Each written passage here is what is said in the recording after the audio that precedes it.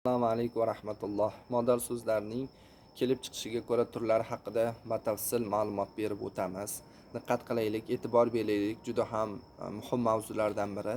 Modal so'zlar kelib chiqishiga ko'ra sof modal so'zlar hamda vazifadosh modal so'zlarga bo'linadi. Faqat modal ma'no uchun xoslangan so'zlar sof modal so'zlardir. Ham modal so'z, ham boshqa vazifa bajaradigan so'zlar vazifadosh modal so'zlar hisoblanadi. Buni ko'p va xo'p oldin ham takrorlab o'tganmiz. Bugun yana bir takror qilyapmiz. Demak, sof modal so'zlarga misol: haqiqatan, dar haqiqat, afsuski, attang, albatta, shekilli, avvalo, avvalambor, xullas, koshki, masalan, xayriyat, shukurki, alhamdulillah, ta'assufki, hoynahoy, fil haqiqat, chunonchi, al-qissa, al-hosil, binobarin, xullas, xususan, xullasi, kalom,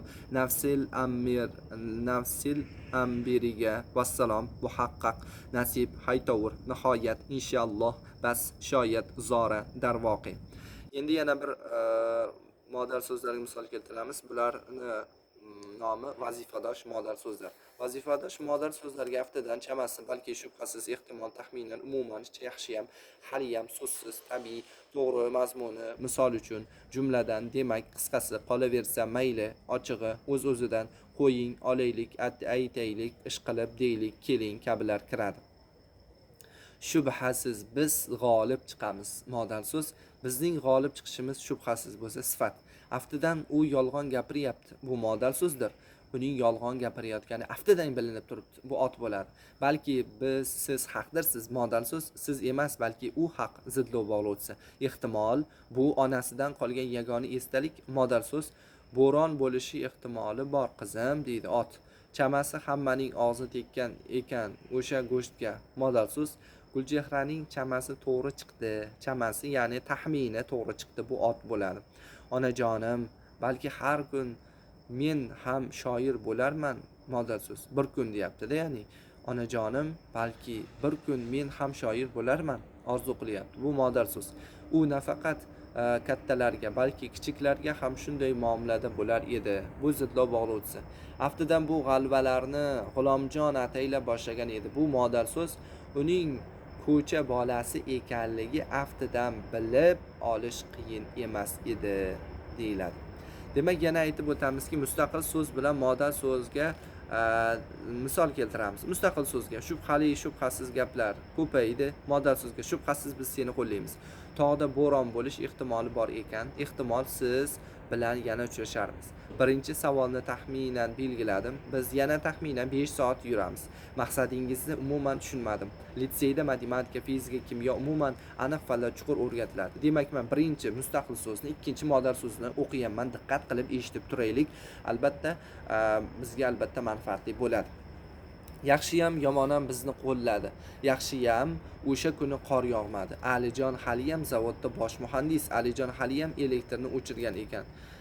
Ular bir-biriga so'zsiz tikilib qoldi. Barchamiz gunohkor bandamiz so'zsiz. Hikoyaning mazmunini aytib berdim. Yana yomg'ir yog'adi mazmuni. Ustoz 18-misol uchun izoh bering deb aytsa, misol uchun yo'lbars, qoplon, sher, mushuksimollardan sanaladi. Berilgan jumlada sifatlarni toping degan gap bo'lsa, jumladan Lenin ham ateist bo'lgan degan ma'noda nima qiladi keladi. Demak, biz demak mustaqil so'z va modal so'zlarga misol keltirib, ularni ajratib chiqdik. Mana misol uchun aytdikki, hikoyaning mazmunini aytib berdim. Bu mustaqil so'z. Hikoyaning mazmunini nima qilib berdim? Aytib berdim, so'zlab berdim. Tushunganimcha aytib berdim. Endi yana yomg'ir yog'adi mazmuni deb nima qilyapti? Bu modal so'z hisoblanadi. Endi yana davom etamiz. Do'stga yolg'on demak yaxshi emas. Demak, jadidlar erk uchun kurashgan. 21-dekabr tunlarning eng qisqasidir. Qisqasi shu yigitni yoqtirib qoldim. O'g'lingiz sababsiz darslarni qolaversa, keskin chora ko'ramiz darslardan. Qolaversa. Bayram bilan avvalo ustozlarimni, qolaversa sinfdoshlarimni tabriklayman. Bemorni ovqatga mayli yo'q edi. Mayli yana 1-2 kun kutaman. Konservaning ochig'i tez aynib qoladi. Ochig'i fikringiz menga ma'qul emas. Uni aftidan tanib bo'lmadi. Aftidan kasallik yana avj olmoqda. Kitobni o'qish emas, balki o'qish kerak. Ko'ngilda balki boshqa fikr bordir. Azizning chamasi haqiqatga yaqinroq. Bu jang chamasi 6 oy davom etgan.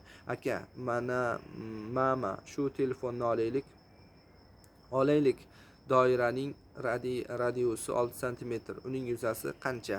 Bu nima ekan? Demak, biz misol keltirdikki, mustaqil so'z bilan modal so'zlarga misol keltirdik. Yana bir aytib o'tamizki, mana aytayaptiki, Azizning chamasi haqiqatga yaqinroq, ya'ni taxmin nimaga yaqinroq ekan? Haqiqatga, realniy hayotga nima ekan? Mos ekan. Mana shuni biz mustaqil so'z, bu jang chamasi 6 oy davom etgan bo'lsa, bu nima bo'ladi? Modal so'zlar hisoblanadi. Alloh subhanahu va taolo barchamizdan qabul aylasin. Manfaatli bo'lsin, xayrli bo'lsin. Assalomu alaykum va rahmatulloh.